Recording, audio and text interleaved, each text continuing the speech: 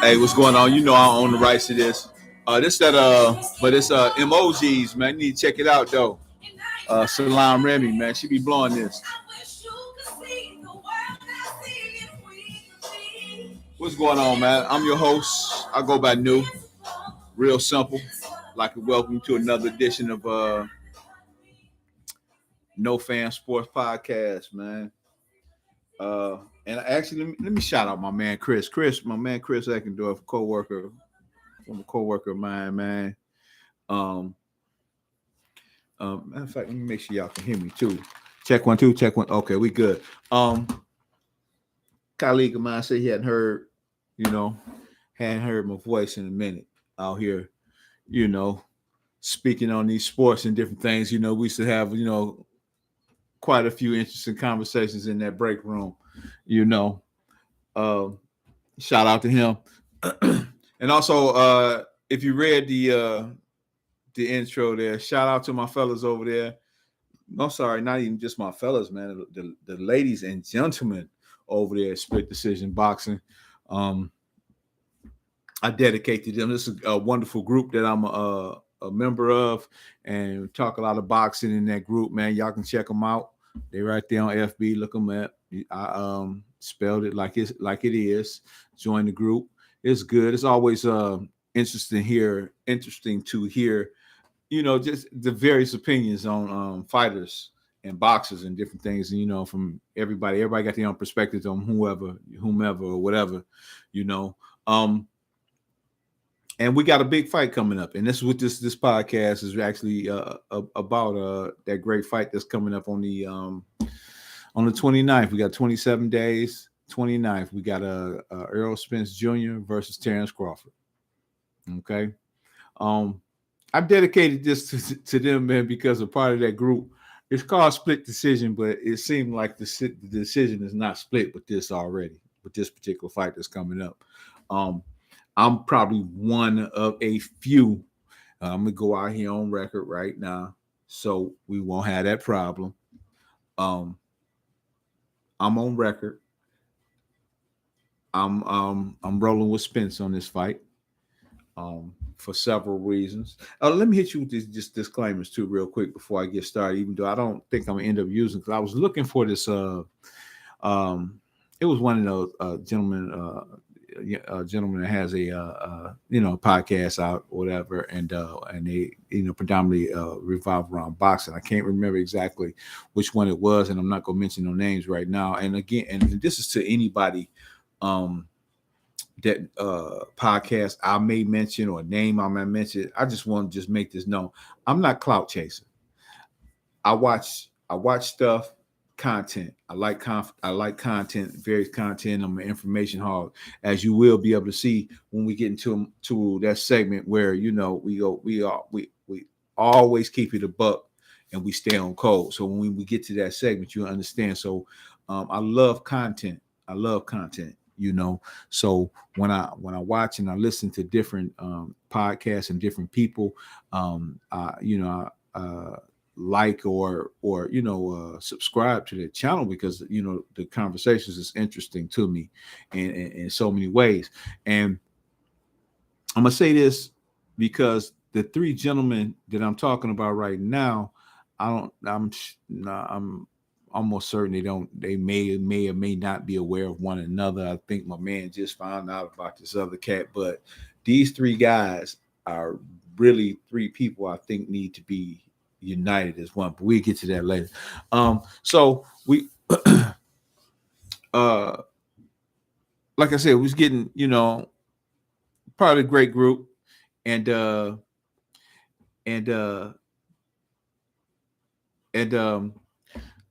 oh my goodness, why is this thing acting like that? Nonetheless, part of the great group, and it seems like we may be just a little bit one-sided on this particular fight. And I've been, I haven't podcasted in a minute, but I've been real quiet on this. Well, most of those around me know which way I'm leaning, especially those within the group. I'm one of the few that's riding with Spence on this particular fight. I can break down several scenarios. Well, I guess that we go have to touch a little bit of this. I just find it Man, for the life of me, I just want it, it's not that I don't think Terrance Crawford is a good fighter or a great fighter. I think he good. I don't see him as great.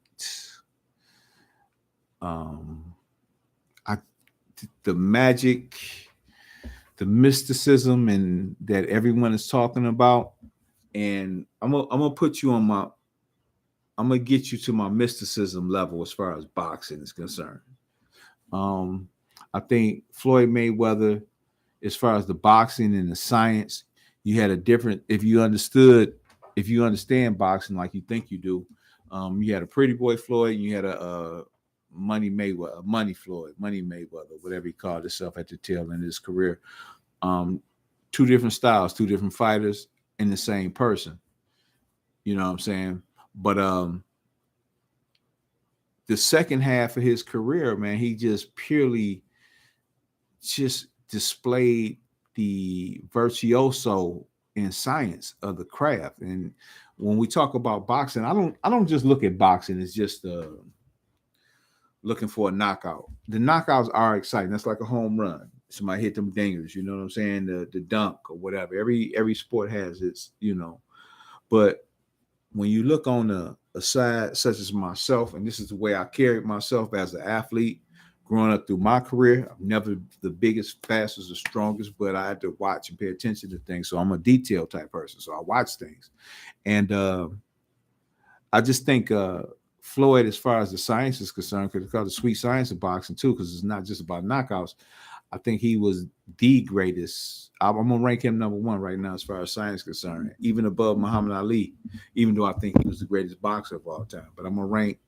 But the science, man, the science, and that's hard to say. But even still, scientifically, though, I just have to put. I got to put Floyd at number one. And I'm gonna tell you right now, the closest thing that you see in the Floyd, and a lot of people probably may not agree with this, is that young man that's the face of boxing. He just claimed himself as the face of boxing, Javante Tank Davis. Um, I got Tank over whoever he fight. It's just that simple. It's not even just about the knockouts, and they've been ferocious. And then we can start it out with that Leo Santa Cruz fight. And Leo, well respected. I don't think Leo. I think maybe he's fought once since then. But he took that guy's livelihood from him, man. And this is no disrespect to Leo Santa Cruz, but Tank took that man's livelihood from him.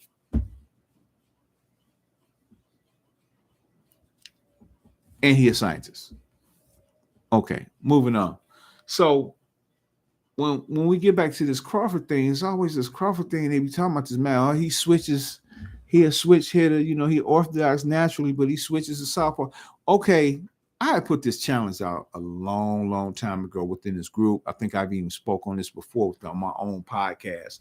No matter who it reached, if it only reached one person, anything, it don't make a difference. Nobody has came back to this. I just wanted to see Terrance Crawford in a fight where he looked good as an orthodox fighter at any level, whether it be amateur, pro, whatever, no matter against who. I just wanted to see it because I've never seen it.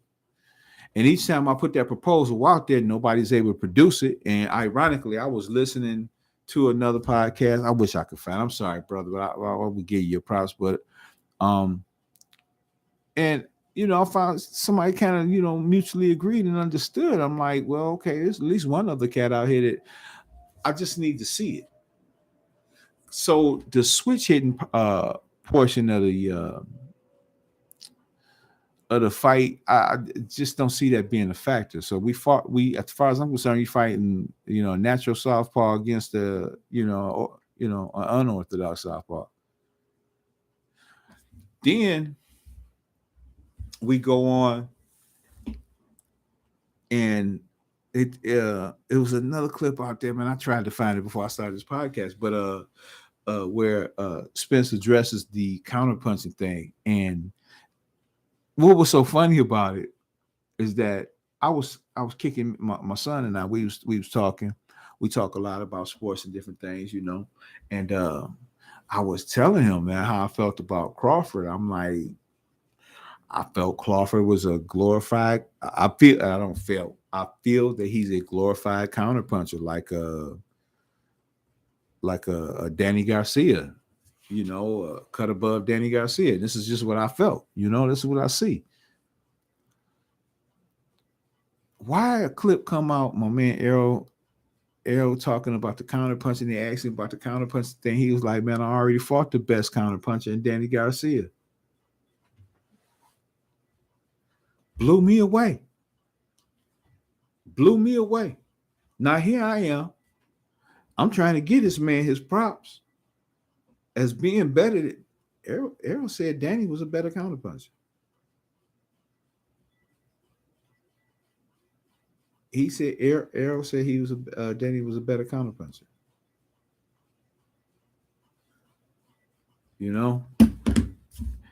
I'm like, okay. Well, that's why I had Terrance running. See, here's my problem with this whole fight, and I think one of my good friends, dude, I'm gonna get at you too. I didn't get out the hospital until late. Speaking, I had a little some stuff I had to deal with, and got out of there a little late. And but I get at you.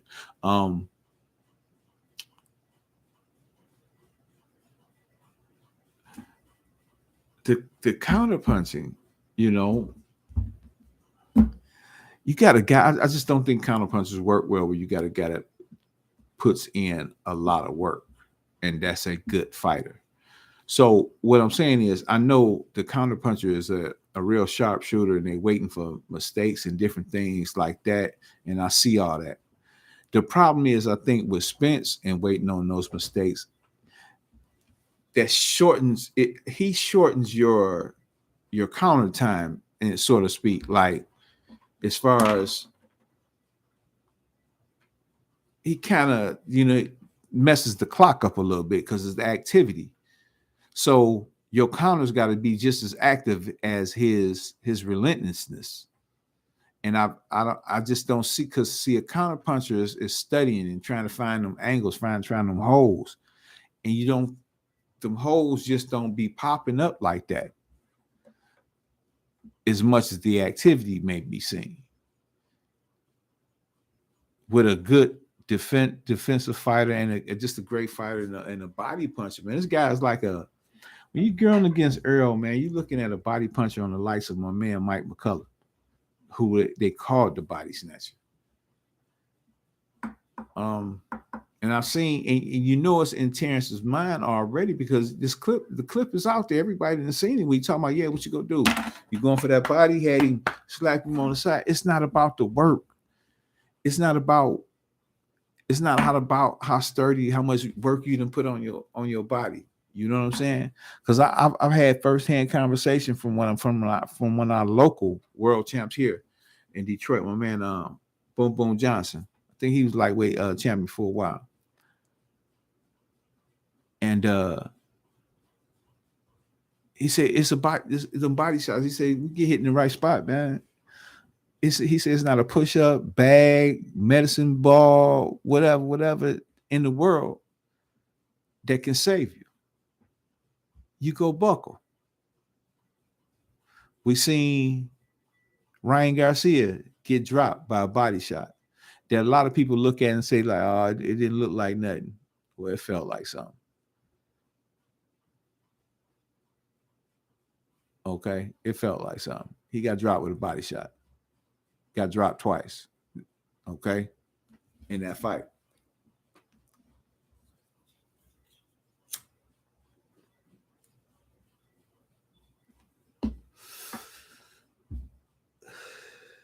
I guess at the end of the day, though, we just trying to figure out. I'm looking at the science, man. The science is just not adding up to be that greater than the others. I think this is going to be a great bout. I think it may go the distance. It possibly can be a stoppage. But in order for it to be a stoppage, that would mean, to me, in my opinion, Crawford would have to get Spence out early, before 6. And I just don't see that. We go past 6 rounds, I see the war of attrition in Earl in a decision or a late stoppage. That's just the way I see the fight.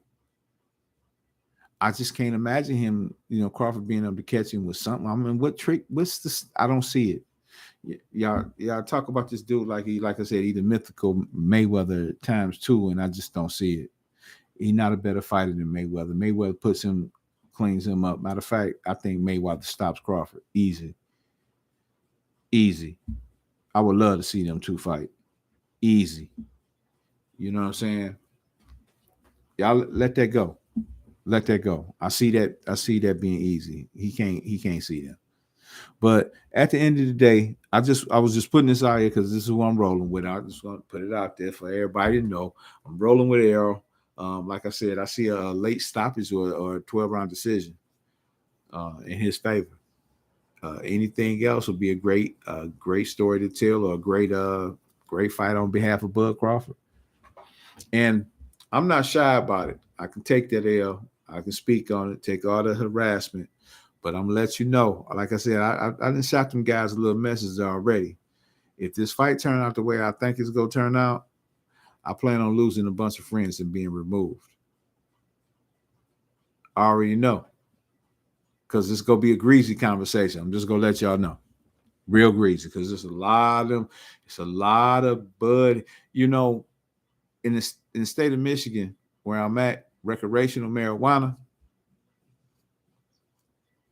is legal, right? That's legal. So I guess I'm straight, but I don't know where them cats be at. And it's a lot of bud heads in that group. And it'd be so many of them, I can't address them. I just want to say, I got y'all. I feel y'all. I love you all. But Lord have mercy if my man win. It's not going to be nice. It's not going to be nice. I can take it on the chin, but trust me. But to my point, like I said, I always, before we end this, I want to say, as far as my got to get into a little keep it in 100 and always on code. We do this. So it's a couple cats that I listen to their podcasts. It's not necessarily about sports. It's about entertainment. Another cat, one cat is entertaining, one cat is educational, and the other is about movement and Black empowerment, which is something that I'm heavy into, and I really truly believe in this. So we don't want to scare nobody off, but I'm just gonna keep it 100. This is what we roll with. But anyway, and I'm an information hound, like I told you guys beforehand. In Dr. Claude Anderson's book, Powernomics, I think he speaks on it. He talks about the let me do this. Let me do this too while I'm speaking on that, because I don't get in no trouble, because I can't afford nothing. Go do the podcast disclaimer. No Fan Sports Podcast is providing this podcast as public service, but it is neither legal interpretation nor a statement of No Fan Sports Podcast policy. Reference to any specific product or entity does not constitute an endorsement or a recommendation by No Fan Sports Podcast. The views expressed by guests are their own, and their appearance on the program does not imply an endorsement of them or any entity they represent. Views and opinions expressed by myself are those of my own and do not necessarily reflect the view of No Fan Sports Podcast and or any of its officials. Also, we're going to do fair use disclaimer, copyright disclaimer under Section 107 of the Copyright Act 1976. Allowance is made for fair use for purposes such as criticism, comment, news reporting, scholarship, and research. Fair use is a use permitted by copyright statute that might otherwise be infringing. Nonprofit, educational, or professional use tips the balance in favor of fair use. Now, with that said, like I said, Dr. Claude Anderson got this book he had wrote some years ago, Powernomics, and Thinking Powernomics. I can't remember what page it is, and he talks about this in some lectures and different things like that as well, if you ever came across him. and he talks about different tiers um, of government, or if for blacks to be able to establish. This will be, for the whole 40-acre mules, the reparations things, their own establishing their own ground, their own government, like they did have at areas and different things like this back in the day. So just he just at the long story short, a lot of people might not like the conversation, but it's just for black folks to have some things of their own and be able to lift themselves up and different things like this, like they had they had their own cities and different things like this back in the day. But nonetheless, he talks about these little 5 tiers, and ironically, um 3 of the gentlemen that I'm talking about, they fit the top part of the top 5. um uh One being justice, a justice foundation, the other being an educational foundation, and the third would be a media foundation. And I found out that from watching them gentlemen, and like I said, I put names out there. This is not the cloud chase or anything like that, but the 3 of them in my mind, jointly, though their conversations are different and at different angles or different levels of uh, the goal, they actually are talking about the same thing. But then I came across, one of the particular gentlemen that I'm speaking of, kind of, got a little side, a little beef with the other gentleman, and I just don't feel as comfortable with them going at one another. And actually, they don't even realize they're on the same team, just falling under the different categories of Dr. Claude Anderson's top 5 tiers of government, creating a tier of government, entertainment, media, and defense, things of justice and that nature.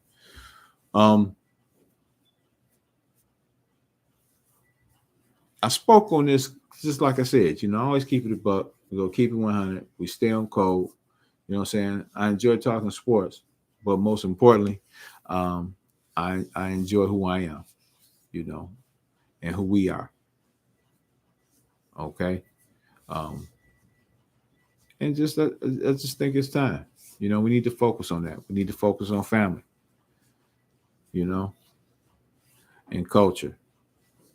Understand that culture, man. That culture is lethal. Knowledge of self and culture. All right. I don't want to get too heavy into that part of it, but yeah, man, I got Spence. Like I said, late stoppage, 12-round decision. It can be split.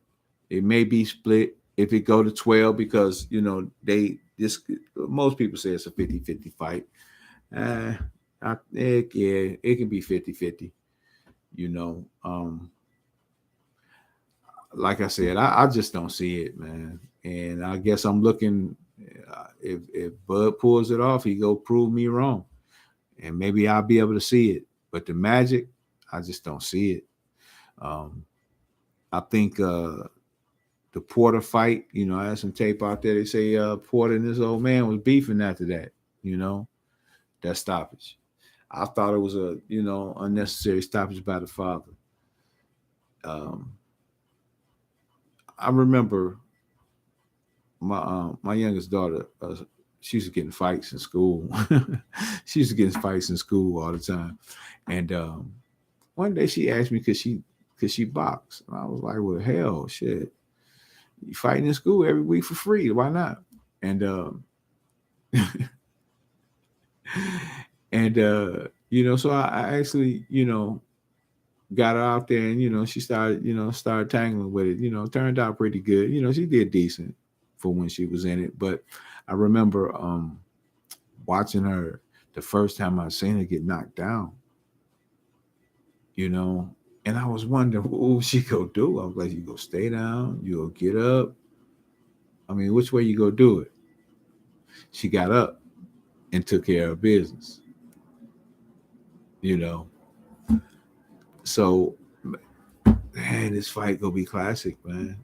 I remember I'm a huge, and still am. I'm a huge Tommy Hearns fan, and I remember having the same comments that a lot of people have comments out right now about, oh, Sugar running from Tommy, such, well, and I wonder, and I understood, even though I still think Tommy was the better fighter, they split or whatever, however it went down. I and now in hindsight, I think the Leonard camp did what they, did what they should have did. They got that bread. Leonard was the face of boxing. Even though I thought Tommy was a bad fight for him, which it was, he was the face of boxing, and he had to get his money, And we as fans out there need to slow this down too. It's funny, everybody was talking about Spence ducking him and this, that, and the other thing, but the videos is out there.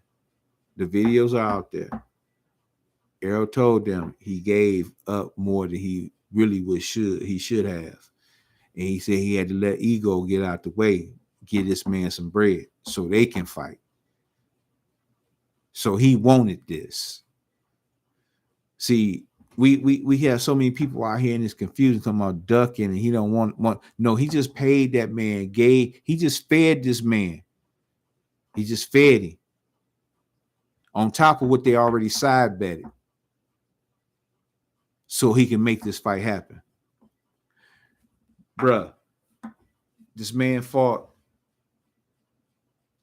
Sean Porter, who a lot of people think Sean Porter won that fight, had a car accident, rolled over in his Ferrari, and fought Danny Garcia, 12 months later, 14 months later, after fighting Sean Porter, tough fight, rolling his Ferrari, and then facing Danny Garcia. Went and took his first belt from Kell Brook in his backyard. We keep talking about adjustments about this fight and how good Crawford is at making adjustments. I get it. And they talk about how, Errol, they question whether he can make adjustments. Who's made him make adjustments?